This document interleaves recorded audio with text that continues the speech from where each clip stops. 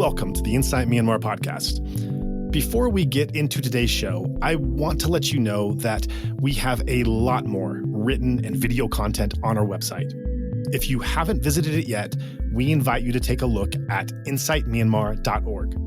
In addition to complete information about all of our past podcast episodes, there's also a variety of blogs, books, and videos to check out, and we also encourage you to sign up for our monthly newsletter. But for now, enjoy what follows, and remember, sharing is caring.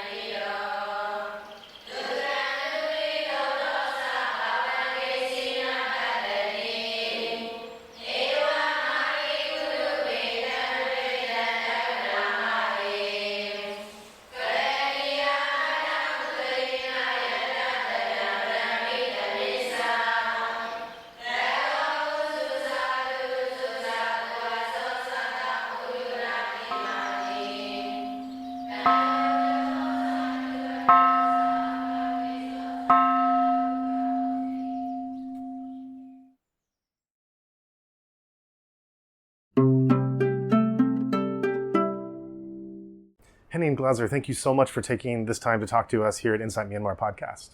Pleasure. Okay, thank you. I am working here at the German Southeast Asian Center of Excellence for Public Policy and Good Governance at Thammasat University.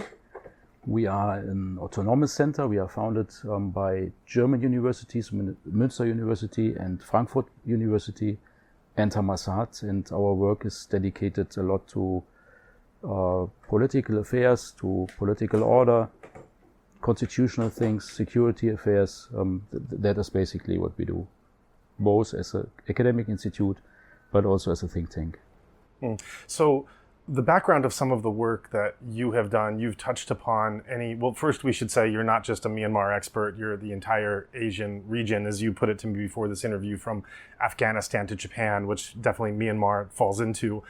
So there's wider regional issues, but as we look at Myanmar, you have been particularly active on issues such as constitutional reform, federal democracy, on where this conflict is going stemming from the transition period to where we are now, and looking at what could happen in a post-military Myanmar. There's any number of topics that we can get to, but I think I'd like to begin by prompting what you said before this interview began, before we started recording, and take that as a launch to start further analysis. We'll get to some of these other subjects. And that's where you shared you're quite pessimistic with where we're at and where you're looking at things going in Myanmar, in the region, in the global sense, and they're all connected. You're quite pessimistic. So I'd like you to kick off from there. Okay. It applies to both, to the political outlook of the conflict. I don't see a viable constitution coming out. And before that, the precondition would be that there's a ceasefire, that there's some military solution, and I don't see that either. So that is basically the state of affairs as I see it. We have not a clear dichotomy of good and evil, or not even a dichotomy of clearly delineated forces facing each other. There are so many groups, so many different political visions involved with these groups, that I can't really imagine how could there be a vision, a constitutional vision, to create or to forge a new social contract for Myanmar. That is one point.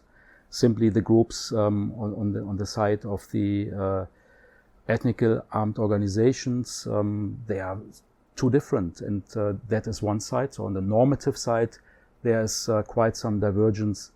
And also talking about the interests. The interests involved are very, very different. Also the tempo by which these interests can be realized is very different. So different actors might have a different roadmap, or have a different roadmap, and have different gains on the way. And that is why I think even if there would be, what I don't believe, a military solution in favor of the, let's say, opposition forces, rebel forces, however you call them, I don't see how there could be really a kind of new social contract for a post-war, post-conflict Myanmar, unluckily. So to push back a little on that and to play devil's advocate, one of the things we have been hearing from a number of actors as well as analysts is this sense that there's never been so much solidarity at any point in Burmese history as we're seeing today. That's on one side. On the other side, the military has never been as weak and as vulnerable as it is today.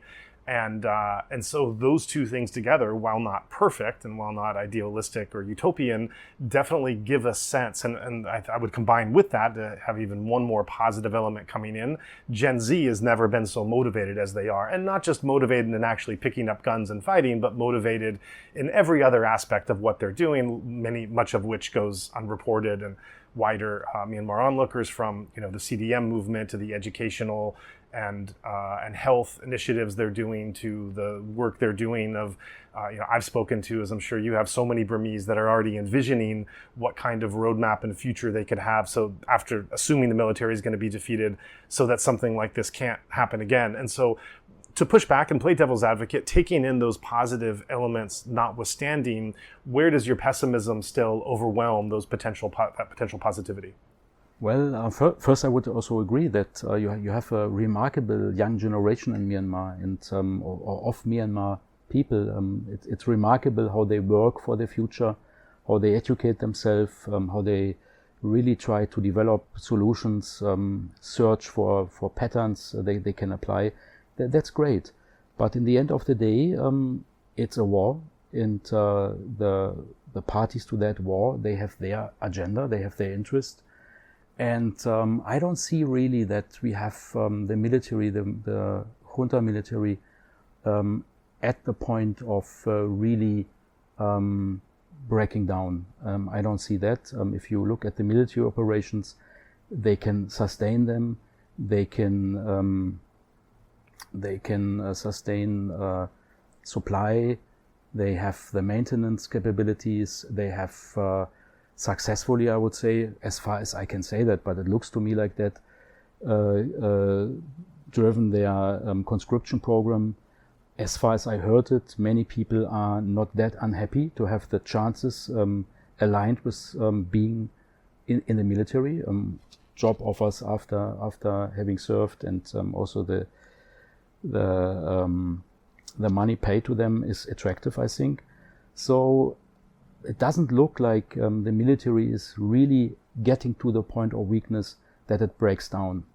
I don't see that. There have been these hopes after the big successes, but I think in the long run it doesn't look like that. And then you also have the external factors. You have the Chinese factor. You could see how they could scale up or scale down the posture of different forces, of different parties in the conflict on both sides. Therefore, I'm quite skeptical in military point of view. And talking about the other side, unity, yeah.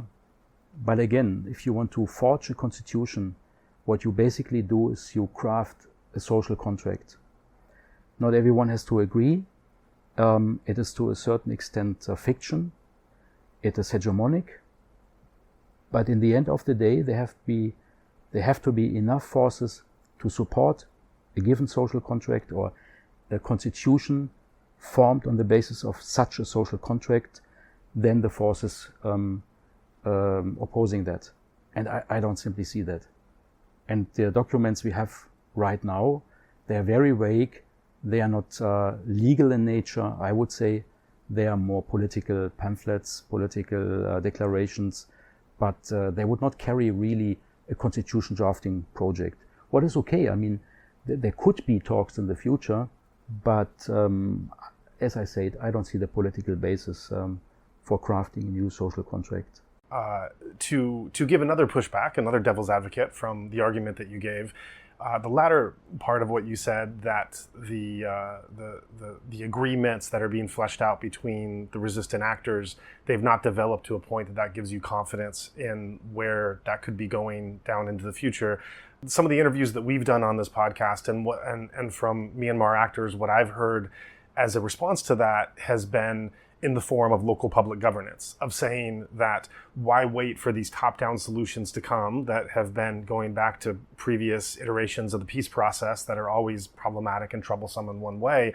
Let's work on actually doing things right now on the ground. And there have been many examples of imperfect in extremely trying and challenging conditions that I don't know how much any of us in our societies, if we were in those places, if we'd be doing much better, but imperfect yet also very diligent and in some ways inspiring attempts that are showing results from local public governance, which is taking place already right now.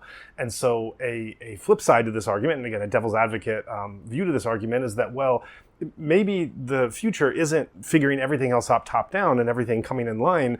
Maybe it's this experiment of local public governance, which is already happening now, starting to blossom and starting to grow, and then that's starting to lead and rise up to the top. Again, I am not really in the position to judge on anything here. It's just my impression. But I would say a country like Myanmar, with that history, now at the point that basically all ethnic groups are claiming their stake in the process, also to an unprecedented degree. Everyone wants to somehow shape the end result. And in such a historical process, I think it would not be enough to create islands of good local governance. What is possible, what also might happen, and it might happen in different directions though. If you see, for example, there are some groups or there are some territories that are governed quite stable, but not necessarily on the basis of the rule of law, human rights or democracy. But there are some of these quite stable local strongholds. And that is already pointing to the problem. How can you develop a constitution for the entire country if you have really very diverse strongholds that are functioning? So even if this is possible, to create out of that a constitutional platform for the entire country, which is based on, let's say, on federal ideas, on human rights guarantees, on the rule of law, democracy, is very difficult, quite difficult. And I think if you look at Iraq, for example, we could see there were some of the regions were successful, like Kurdistan. But in the end of the day, it didn't become the nucleus of overall constructive constitution nation-building process. And I would remain skeptical. Sorry to say that. Sure. So then if your view is that the military is not as vulnerable as being able to collapse any day now, and if the resistance is not as unified in being able to either A, defeat the military, or B, to if there was some control or defeat, to be able to find a common vision to come together. If there's those two realities combined with a third reality I would insert, which is the resoluteness and resilience and dedication of so many Burmese that are in the resistance, that are not looking to give up anytime soon, and have, from the interviews we've done, have an extraordinary will to keep on going and sacrifice with whatever it is. If that is the reality we're looking at, then what comes next, and or what are possibilities of what we might be seeing in the next several years, in your opinion? Yeah, first of all, it surely saddens me to see that, because I made the experience of engaging with many of these people from Myanmar, and I was really impressed by their stance and their morale and the efforts many of these people are taking. And now, looking in the future, it depends very much also on the external factors. I mean, many factors are playing into each other. One is externally, all the powers that are having their stakes. Do they change their involvement? I'm talking about China, I'm talking about India, the West as well. There are a lot of possible changes. We also have countries more distant, but yet very important: Russia, Belarus, So difficult to say. Thailand, Bangladesh, also important stakeholders, they all have some leverage over the process. And then internally, the question is how stable is the regime? There have been rumors, I heard rumors, and credible rumors, that there were, for certain moments at least, that there was a real threat to the leadership. So we don't know about that. If there would be a change in the leadership structure on side of the junta, I wouldn't say that this is really necessarily changing the course of things, but could happen. And then it looks more like, irrespective of these two factors, so the internal political factor on side of the junta and the geopolitical factor, beside that, I would assume that we will have more of these non-inclusive ceasefires, which we had already, and I think they created a, if you want, dangerous model of trading territory. There you have also again China involved in this. Maybe India will be involved, who knows, in supporting that, and that is also reflecting the support for the elections for the 28th of December of probably likely these two countries. So that is what I would expect, that we have a stalemate that is not going to anything new. Maybe we will have more of these non-inclusive ceasefires. Maybe that is creating even conflict between ethnical armed organizations, also possible. So to reclaim territory, which was taken by another group, to trade it then. So that's what I would expect more. Right. So to synthesize what you said, is that some version of like a protracted stalemate with various theaters of conflict that are shifting and land being traded with foreign influence coming in some form or the other? Would that be a right way to say it? Yeah, kind of stable, unstable situation, to take this term. Yeah, that is what I would expect. And then you can have a lot of movement, a lot of volatility, dynamics in the situation, but it will not lead to anything decisive. Well, you then, in that kind of lawless state, you also have we've already seen this, the great illicit activities taking off, and everything from scam centers to natural resources, and then the type of foreign engagement that we're seeing, obviously that will be very self-serving in terms of those foreign countries coming in and taking what they want of Myanmar for their own benefit. Yes, exactly. And I think this is another thing. We have quite fuzzy geopolitics here in the Myanmar case. Everyone is doing something, but very restrained, very discreet. And at the same time, we have this large lawless base that is entrenching. Organized crime in all kinds and all forms is spreading. And that is very conducive to this overall situation, because for sure, the level of statehood is extremely low. The level of living standard is very, very low. But if you have this involvement of organized crime and an organized economy, organized criminal economy, then you can sustain that for a very, very long time. And that is also why I think rather a long stalemate. Mm-hmm. But looking at that criminal economy and asking the question, who does that benefit? Well, certainly it benefits the criminals that are making upwards of billions of dollars engaging in it. It might benefit the different armed actors that are also are able to support themselves and their conflict through it. I can't imagine that many of the neighbors would like that criminal economy very much, though. Yeah, sure. It's destabilizing the country where we are right now, Thailand, in many ways. We have a drug problem scaling up. We have the arms trade growing in the region. And for sure, the number one topic in Thailand and in other countries is human trafficking. And this reached indeed massive proportions. And many people are not happy. I talk with people in Bangladesh. They are very, very concerned.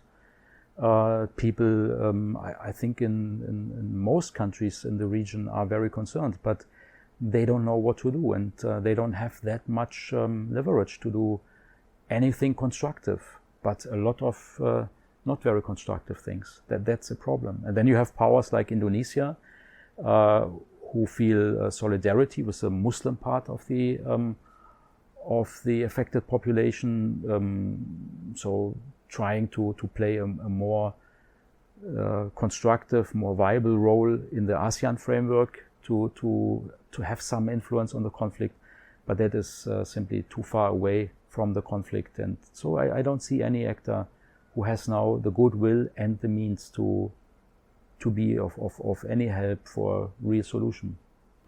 So then if we just take a moment and look at those four neighboring actors, which you mentioned, Thailand, Bangladesh, China, and India, and just go through them. We start with Thailand to expand on it. You mentioned how there's enormous concern right now in Thailand with the influx of drugs as well as human trafficking that's coming through here. What are other Thai concerns? Well, on the one hand, Thai concerns, and on the other hand, Thai points of leverage or exploitation or things that they're hoping to get out of Myanmar, influence it in a way that benefits them. First of all, you have in Thailand different power groups, different power centers, and they have a different agenda with Myanmar, and that's one point. Then you have the fact that we are living in a geopolitical age. So geopolitics were always there, but right now I would say on a global level, geopolitics are a primary choice of political leaders. And Thailand is no exception to that. So I see that there is a beginning awareness of the geopolitical factor here in this relation. So that is another thing to be observed. I don't know where that goes. I don't know how strong that is. But there are some considerations about the geopolitical interest of Thailand in Southeast Asia vis-a-vis Myanmar, wherever that leads to. And you can see the relevance of this geopolitical factor when you look at the border conflict between Thailand and Cambodia, which is difficult to explain. And the only reason I see for this upsurging conflict is that we are living in a geopolitical time where leaders are really tempted to take a geopolitical card and play that. So that's one thing. And then in Thailand, you have very opposing interests. You have a certain interest in the workforce for Myanmar, while at the same time the Thai population is facing difficult economic circumstances, and that is creating a certain resentment against migrants from Myanmar. That is an issue. And on a certain wave of nationalism in Thailand, you might see also that sentiments are developing maybe in a more forceful direction here. So it's complicated in Thailand. Just to pause a moment before we go on to the other neighbors, I'm really interested in the comment you made about the geopolitical outlook that many countries have today, and it mirrors a conversation that I had recently at Fortify Rights with Patrick Pongsathorn, where he was referencing how the world that he entered as a human rights defender has changed dramatically in these decades, in the sense that of entering it during the 90s in his case, a time where there was the rule of law and a belief in international order, international systems were so strong, and the focus was there for that, and now. So much of the work that he does and people like him rests on the international order actually, these rules actually doing and saying what they say they do, and the fact that there have been, in so many cases around the world, there have been extreme violations of these rules, and they've been done with impunity, and there's been very little consequence or pushback for them. I think this fits into what you're saying, that this is bringing this greater geopolitical outlook among many countries, which is how you may explain the Thailand-Cambodia skirmish. And so in that case, just taking a step back and looking at if this is a new kind of global order or outlook or culture that we're entering into, and this, Myanmar just seems like it just has heaps of bad luck upon bad luck with what it goes through. If Myanmar is going through what it's going through at a time of a changing geopolitical order, what does that mean? Yeah, exactly. That is very much how I see it. If you try to understand what geopolitics means, it's a form of reason of state politics or realpolitik in foreign affairs. But it is those form of power politics in foreign affairs that is projecting power and influence beyond the own borders. So I project power into space. That is geopolitics about. And we are living right now, I think empirically you can prove it, in a time of geopolitics. Geopolitics have been a constant of foreign policy since thousands of years, but right now we have an upsurge of this choice, of the geopolitical choice. And if you think about what geopolitics is, to project power beyond the own borders into strategic spaces, then it is inevitable that geopolitics or primary focus on geopolitics is creating tension and border conflicts and wars. And we see that everywhere. We see it in Africa, in Latin America. We see it in Europe. The war, the invasion of Russia in Ukraine is a geopolitical conflict par excellence. But we see it also in Asia everywhere, between Pakistan and India. We have geopolitical weakening of the domestic politics in Bangladesh through the conflict in Myanmar. So in Thailand right now, to come back to Thailand, you could see that a prime minister was axed over, in the last instance, geopolitical questions, because she had a phone talk, Thai prime minister had a phone talk with the father of the Cambodian prime minister, and that was seen as illoyal to the own country in a geopolitical tension situation. So that is a broader context where I also see the conflict in Myanmar, or the civil war in Myanmar. And the question is if the rather fuzzy geopolitics concerning external actors will change, and we will see more direct engagements or scaled up engagements of other geopolitical players, most likely in terms of arms deliveries, anti-tank weapons, ground-to-air missiles. That would be a total game changer for sure. I don't see that coming now, but who knows? Depends very much on the larger geopolitical equilibrium, how that develops between the United States and China, but also between the United States and India on the one hand, and India and China on the other hand. All that will have an influence on how this geopolitical factor is kicking in the future. Right. So then moving to the next neighboring country, China, an immensely important player. And certainly right off the bat, we know that China cares about its investments, about BRI, about natural resources.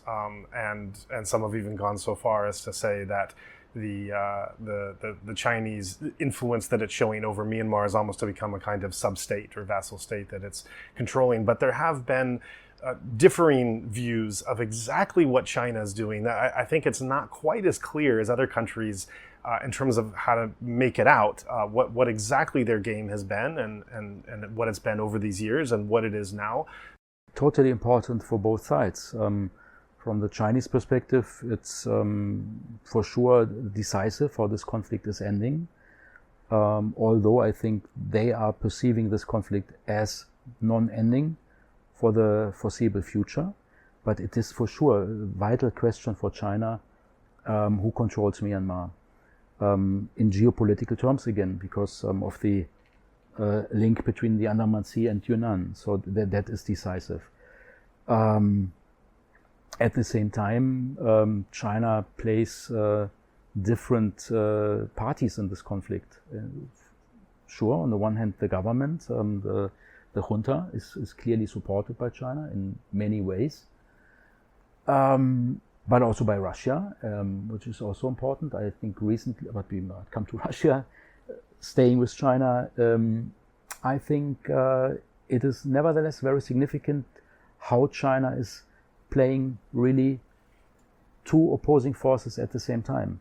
And we could see that. And that is also leading to this trend of trading territories. The Chinese did that. The Chinese are also interested in their buffer zone, and to retain their buffer zone, they scaled up and scaled down the involved players on both sides. And so that's very decisive. And I think that is not the last time that we saw that. And there are different groups that are closely connected to Chinese stakeholders.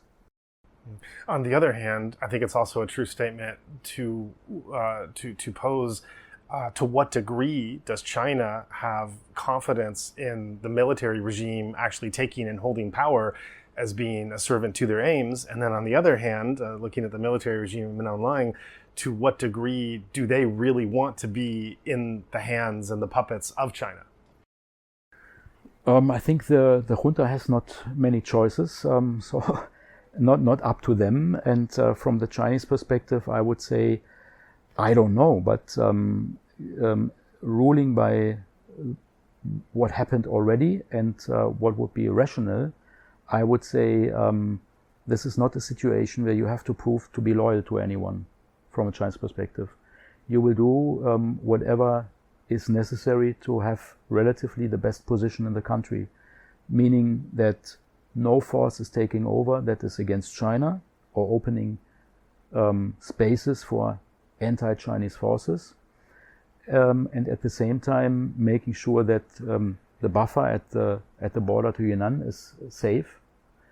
So China will decide case by case what is good right now, and can do so because we have this stable, unstable situation, which will probably last for quite some time, and which will see always different forces rising or declining, rising again, declining again, and in such a scenario you can play that way.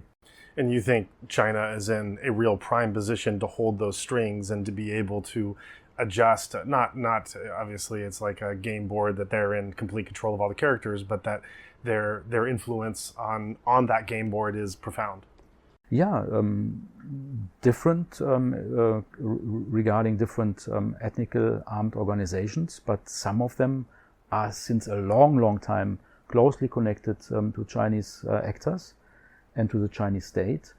And with that conflict going on, I think this is deepening and entrenching. And at the same time, China seems to me having changed a little bit its stance. In the beginning, it was more like really simply supporting the junta. And then it turned out this is not the best strategy, so they play now two sides if necessary. But behind that is also a change in general in the Chinese approach towards, I would say, more rationalization. You can also see that if you look at the Belt and Road Initiative. The Belt and Road Initiative is less, how can I say, ruthlessly realized now. So China is very interested in having good governance everywhere where it's implementing Belt and Road projects, and also contributing to good governance, and also providing even good governance. And therefore, there is a very careful approach now to not be too closely aligned with someone who is the loser in the end, and who will and who is blamed by the global public. And that is another factor, I think, why they're really playing case by case and trying to see what opportunities are opening up. And then moving on to Bangladesh, obviously the glaring issue there are the Rohingya camps, much more in that border situation and of those relations. What would you share about Bangladesh? Yeah, a disaster. It's a disastrous situation in Bangladesh. Bangladesh is struggling very much right now since some time. And there's a strong sentiment against the refugees. There are heavy-handed campaigns in these camps against organized crime, which is also, the organized crime in the camps is affecting not only the security of Bangladesh, but it's also affecting the human rights of the people in the camps, which are anyway quite exposed. So it's a complicated thing, and now we have the new government in Bangladesh will probably try to show more solidarity with Muslim populations. That is important right now for the government, and also for the next government, very likely.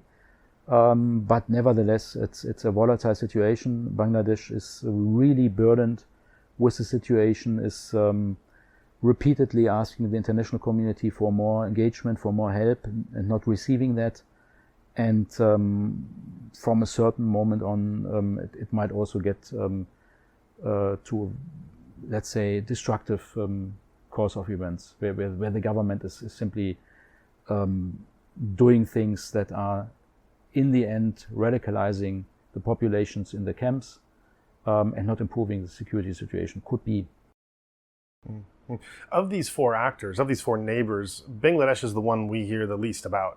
The other three take up so much oxygen in the room. But and when we do hear about Bangladesh, we often hear about the exodus of the Rohingya people, the state of the camps, Cox's Bazar, and the terrible atrocities and genocide that happened there, which deservedly so take up a lot of room and attention because it was such a horrible and monumental phenomenon that happened, and it's still continuing. But it is Bangladesh is a neighbor, and as with the other neighbors, there is ways that they can engage. You mentioned that there is a priority to want to show sympathy towards Myanmar's Muslim population. But as far as engagement goes, when it comes to these other four neighbors, are there things that Bangladesh that you know of that they're actually doing, or that they could be doing, or they're looking to maybe start to proceed that will then start to that could have a real effect on Myanmar's conflict as these other three neighbors are doing? I can't say much. I met people from the former government. I used to advise that government on behalf of the European Union in a law reform project, and I talked in that vein with quite some people there, also from the security apparatus. And at that time, I could sense that there's a great concern about the situation. Right now, we have an interim government. Mohamed Yunus is not entitled to long-lasting political decisions for the country.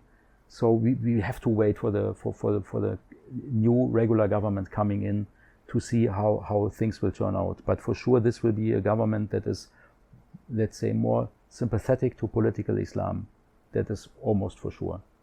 And that has implications like the solidarity of the overwhelmingly Muslim Indonesian state for the Rohingya. So this kind of solidarity will be a factor, but maybe the situation is that bad when this government is taking over in Bangladesh in these Rohingya camps, also for the Bangladesh side, that will not play any role. I don't know.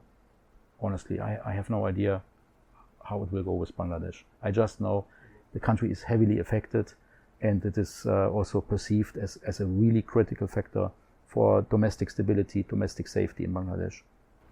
Just to pose a more wider question, as we're in the kind of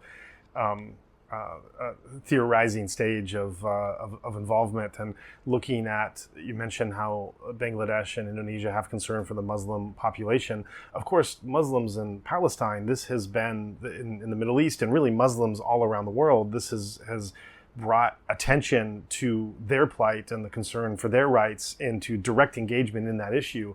It seems like the plight of Muslims in Myanmar and the persecution they've been under, it hasn't brought that same level of scrutiny and action and real involvement. Yeah, it's definitely noticed. I know it from European Muslim communities.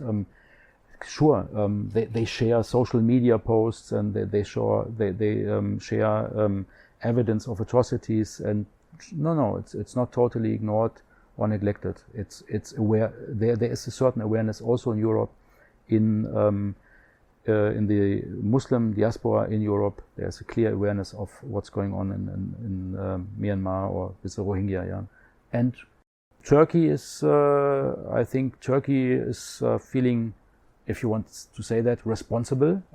Turkey was the seat of the last Caliph, I think until 1924. So, and Erdogan is trying to align with that tradition and to have this role of guardian of Muslim globally. So Turkey is itself very weak economically, but having an impressive geopolitical posture given that weakness, and that also includes a certain interest in the situation in Myanmar/Bangladesh by Turkey. Yeah. Interesting. And so then the last neighbor we have to look at is India, and India is largely concerned with security on the border. And we know that there's been support between New Delhi and Naypyidaw and in a number of ways. But what more can you tell us about Indian relations? Again, not much I know, but the 7 stars, 7 states close to Myanmar have always been a problem. They had their own insurgencies in these 7 stars, and there are overlapping ethnicities at the Indian-Myanmar border. As far as I know, India is observing the situation way more carefully than it might appear, given its actions. So they are really looking at that. Until now, I don't see much engagement, but that could change.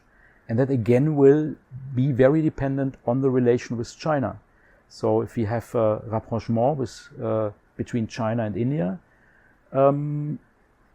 that would be a more careful and more coordinated engagement, and also lead very likely to a supportive stance of the elections in December, together with China.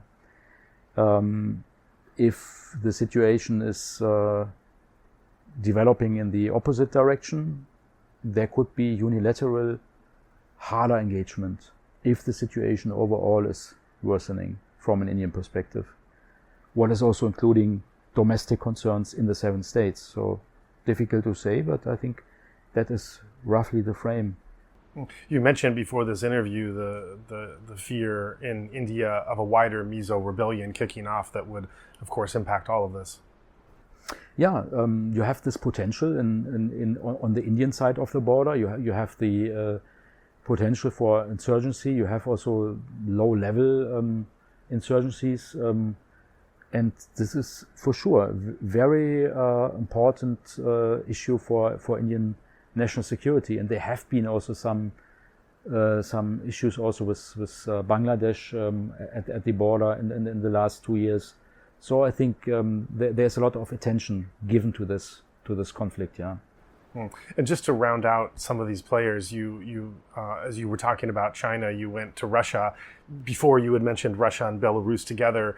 These, from the very earliest days of the coup, these were definitely 2 very close friends of the military, and Russia certainly has been through without. What is your sense of why Russia has zeroed in on this and has chosen to be so steadfast in siding with the Myanmar military in very public ways? Naja, not much to lose, first of all. That's one thing. Now you can deal with anyone. We could see that. That's no problem. And then you have long-established relations, like with other important middle powers in the region, like Vietnam. So these relations have been there before the conflict erupted. And I don't know how meaningful the influence of Russian support is right now, but overall the build-up of the Burmese military is highly shaped by that Russian influence. And the weapon systems, even the old weapon systems, seem to be quite okay. They seem to prove quite useful. More recently, I think Russia is focusing on its own problems in Ukraine. But there have been, and I can't assess how valuable that is, but there have been these attempts to upgrade military doctrine in Myanmar. That's, I think, going on right now. So you have right now Russian-trained military officers trying to implement an upgrade of military doctrine based on what they have learned from the Russians. And if this is good for them or not good for them, I can't say. But probably better to have some doctrine if compared to have not much doctrine. And I think that is the situation. But just my assessment. Mm-hmm, right. And I think in those early days of the relationship, there was, I saw it characterized as these are kind of rebels of the global order. They're kind of outcasts or misfits that by coming together, they create their own alliance and nodes. And I think, nowhere has that been seen more incredibly than this recent conference in China with Western leaders locked out of it and Min Aung Hlaing there, many others there, and just seeing those images of this rogues gallery of a different kind of axis. I think this is something, this conference, this is in front of New York Times, center of many conversations. Outside of Myanmar reportage, I didn't see any reference to Myanmar's military leader being there. There's a lot that we can say about this conference itself, but in the context of that conference, what do you see as the importance of Min Aung Hlaing being a member? What you describe is, I think, a very profound development in global affairs, or we could describe it as a kind of de-Westernization of global affairs. And that is how many countries in the global south see it and support it. And not only the rock states. There are a lot of governments, but also populations that are not unhappy with a shift towards the global south and away from the West. And one manifestation of this process is that we don't have anymore these outcasts in the international system.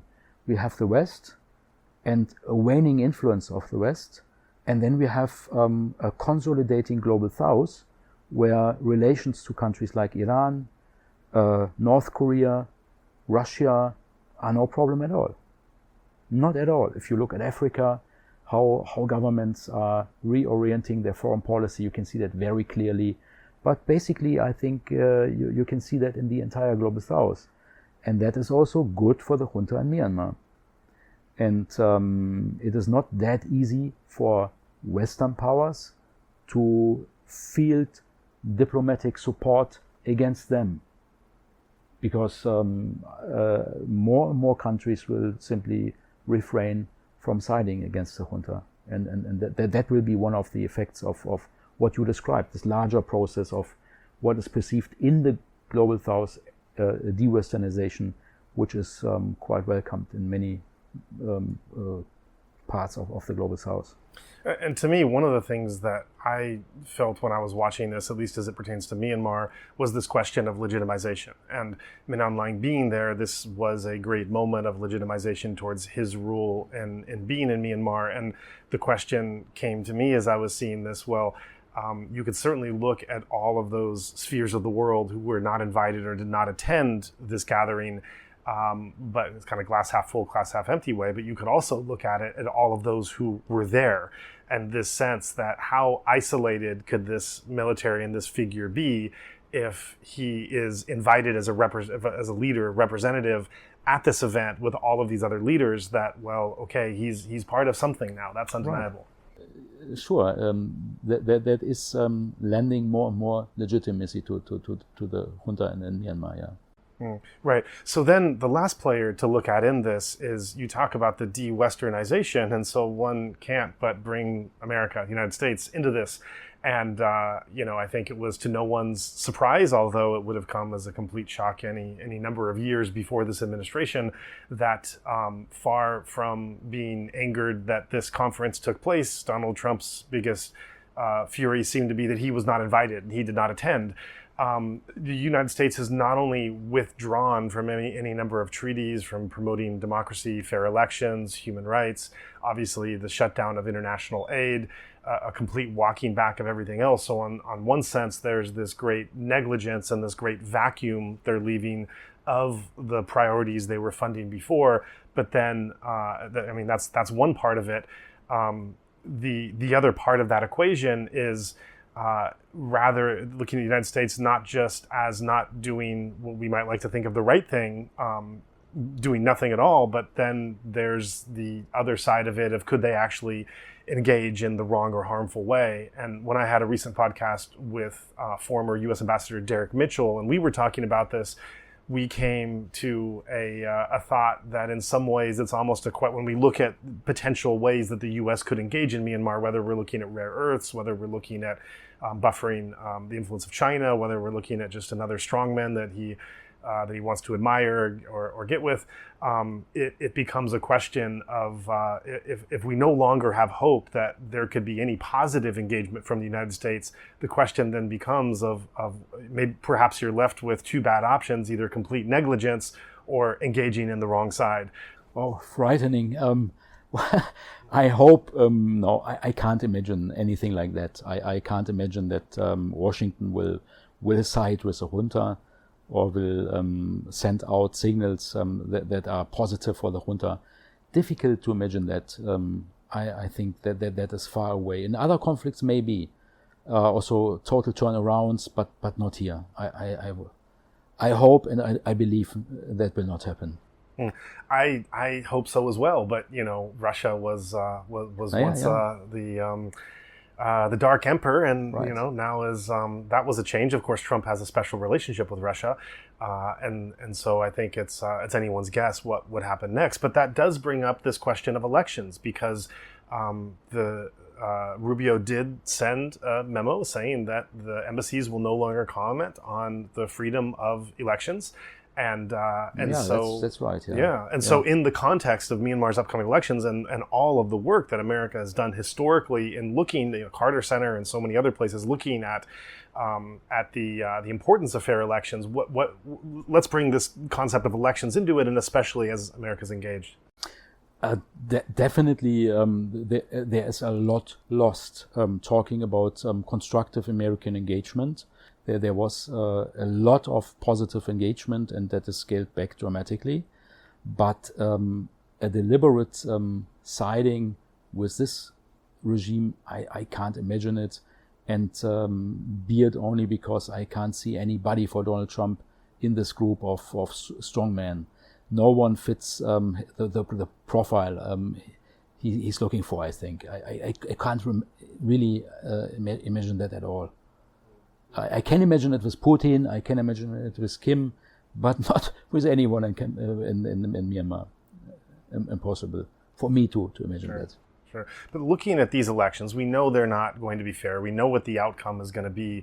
What does it mean that the United States has said that they know that embassies are no longer allowed to comment on elections being free and fair? What does this mean particularly for Myanmar's upcoming election? Particular in this case, I think it is detrimental, but limited though, because it's clear that these elections are not fair and free, and by all means not inclusive. So it doesn't matter that much. Symbolically, yes, but there will be enough Western powers who will be very clear about that, and there's no doubt about that. And I think everyone who has common sense and looks at the process will come to the same conclusion. As a sideshow of the elections, you will have for sure, and you already have way more repression and persecution. That is definitely in effect, and in that regard, I totally understand the fear.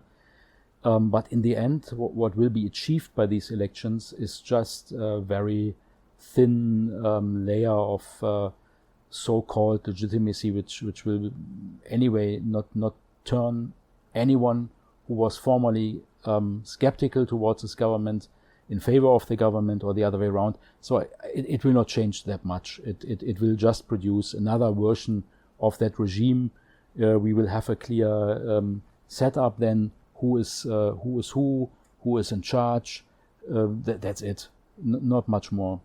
So I don't see any greater outcome of these elections. Taking a moment to just look at how we got here, and that was the previous elections held at, we could say, the end of the imperfect transition period.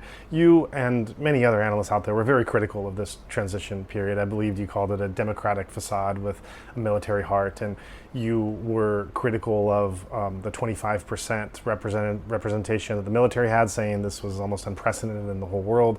You were critical of rule of law in the judiciary, that referencing that going back since I think it was 1974, that there have been very few judges that have not been military aligned. Indeed, some of the military aligned judges have absolutely no experience of what the law is or of sitting on the bench.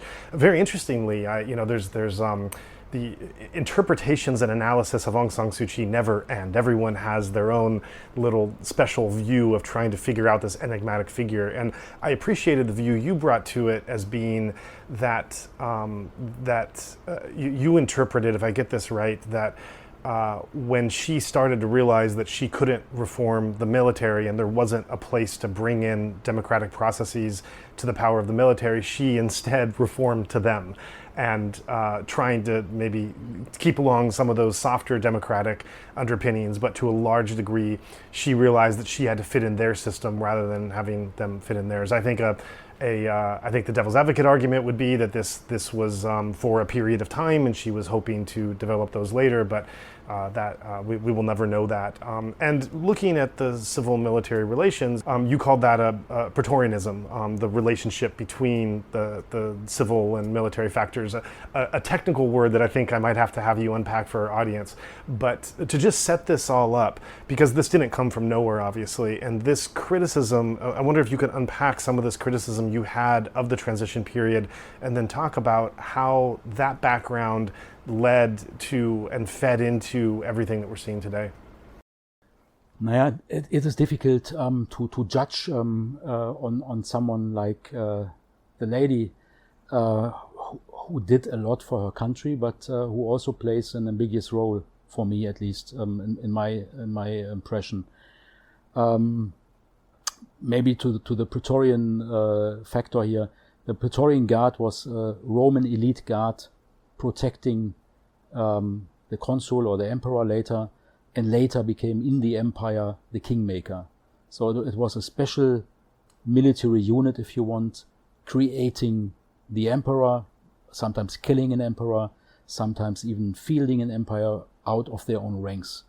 And this specific factor of military involvement in politics in Myanmar after the transition can be described by this term.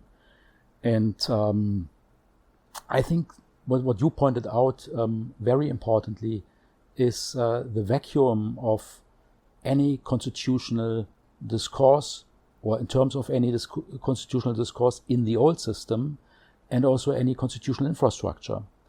Judges, courts, literature, doctrine, universities producing sufficiently educated constitutional lawyers, all that was lacking.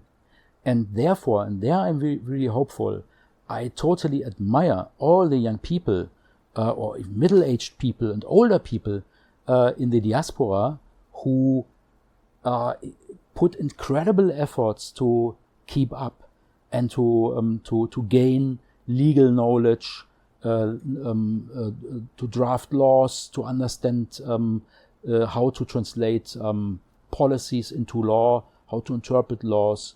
That is remarkable. And there I see something I can't find any example for that anywhere else. Yeah, right. That a population in exile has such a strong, how can you call it, mission to prepare themselves to fill this vacuum.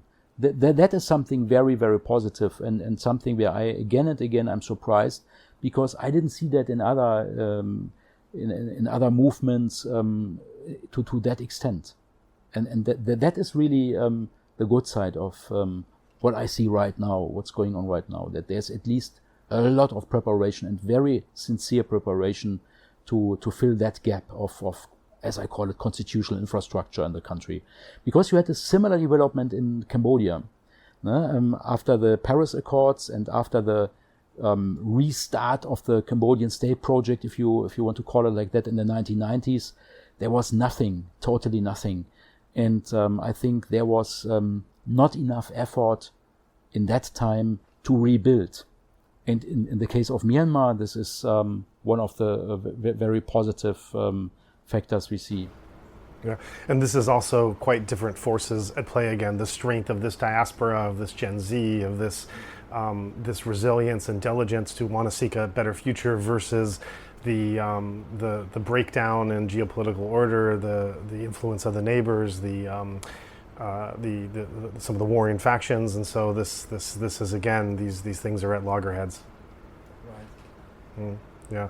So I want to return to this concept of this reality of the ethnic voices, and because you can't talk about Myanmar without talking about these ethnic factions. And you began the conversation by looking into these ethnic factions and saying that there's just too much daylight between them, that the visions of who they are and what they want are too far apart, despite the solidarity that's coming. And so I guess the question I have is, what does that mean? You know, as we move along and as we look at the shape this conflict takes, and it's impossible to talk about each and every one of them. And even as you talk about each and every one of them, you get further splintered. I mean, there's not just one KNU, for example. There are different KNU factions, and you could, I mean, what is Myanmar, if anything, but a splintering everywhere? And you know, Rakhine, what an absolute complex mess that very few people understand. And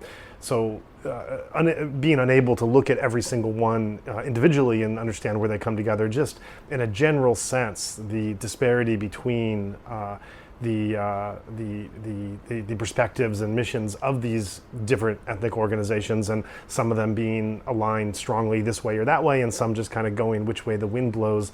How can we understand this factor? Difficult to say.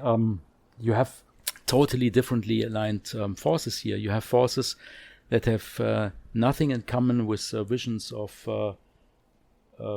democratic good governance as we understand it in the West, that have a totally different approach towards human rights, if at all any approach, or the rule of law. So these groups exist, and they are, some of them, I don't want to call names here, but some of them are the military more potent one, the more capable ones, that are unluckily not that much aligned with Western constitutional values. And then you have other groups that might be, or that are more prone to that, but they have, for sure, their particular interests, and they want to survive, and they also distrust the NUG, to say that frankly. And they don't expect that much from the NUG if the day X is coming. So this is really, and I don't want to blame here the NUG, but I just described the situation as I see it from talks I have. And in this situation, how can you imagine that all the different voices, all the different forces come together and agree on a viable constitutional document? Very difficult. It would be imaginable if there would be a unifying force, and I think that to a certain extent also explains the behavior of the lady. So maybe you have to play out a more authoritarian card sometimes, from the perspective of the one who wants to unite, maybe. And maybe she tried that to a certain degree, maybe justified or not, I don't know. But that is, I think, what was possible back then, but that is not anymore any option, because there is no unifying leader. And the other opportunity would be that an external force that is strong enough is making sure that a certain consensus is reached and stabilized. But also there we have no one. It can't be America, which would normally, or which would play that role in the past, would have played that role in the past, maybe not for Myanmar, but generally speaking, America is not in the position and not willing probably to do that right now, vis-a-vis a very powerful China, and China will also not play that role. India can't play that role, not because of its power posture, but because of its, like China, of its own stakes in the game. So who could do that? ASEAN can't do that. ASEAN is not able to do that as well. And that is why I think it will be very difficult to really unite all parties, even on a very modest platform. And that is what you need. If you write a constitution, you have to agree on certain core directions you want to take. Do you want to have the rule of law, democracy and human rights as a core of your constitution or not? Or do you want to have maybe more state sovereignty as a primary value? But if you want to have that in this context, you would exert that sovereignty with a certain authoritarian power and influence, which will definitely not be the choice of anyone of the ethnical armed organizations. No one will agree to that someone else has that power. So I think hard to imagine. I don't know how that could turn out. And at the same time, you have attempts to already create constitutional realities on the ground, in the Shan state. So people already try to do that in their own territory. And the more they live with that, and the more you have these solutions taking root, the more difficult it will be to then agree on something else and to do a compromise. So therefore, not easy at all. Probably the most difficult internal conflict to bring to such a solution in the world. I can't see anything else. Any other conflict where you have such a pessimistic outlook for a viable solution that can be sustained. Those are quite bold words, that it's one of it's the most complex conflict waging in the world today. That has been waging for going on, it seems like 80 years now. That there's no other present example that is this complex. I want to, going on that tangent, I want to prompt you, looking from history, do you see any precedent from history of something that previously was as complex as what we're dealing with now, where we may have lessons learned from it? Only if you have a unifying factor, and you don't have that. So it's a certain form of anarchy, an asymmetrical anarchy with stronger and weaker players, but it's an anarchy, and you don't have any unifying force, and there is no unifying force visible in the future, neither externally nor internally. So that's where you see these zones of conflict, as you've put it, where these conflicts are waging. China is playing a bit of puppet strings in terms of where they're able to tamp down or tamp up or trade territory. You have the natural resources flowing. You have the neighbors and the outside players running influence as they like. You have the natural resource extraction and the illicit activities, that horrible, awful scam centers, human trafficking, narcotics, taking off in lawless regions. And so, yes, to start the conversation off, the pessimism that you see, this is certainly a pessimistic state described. Yeah, most likely. I mean, you never know. The junta could collapse. I don't see it, but what do I know? I mean, could happen. And if you have such a collapse, that might motivate all the other players to find a common ground. I just don't see it that likely. But who knows? Maybe a miracle is happening. Possible, but not likely. Right. The last question I have, I'd like to go in a slightly different direction, but one that I know is of great interest to me. And we talked about before we started recording, as something that you're also interested in, and to prompt you to talk about this interaction between Buddhism and Buddhist thought as we see in Myanmar governance versus Thai governance. You had some thoughts on that I'd like to invite you to share. Yeah, it's an interesting question, and how far cultural patterns are influencing political processes. And in Thailand, Buddhism plays a very distinct role for the concepts of power, of governance, of law. It is shaping political realities, but in a totally indirect way. So Buddhism is not an active political force. As such, it is taken out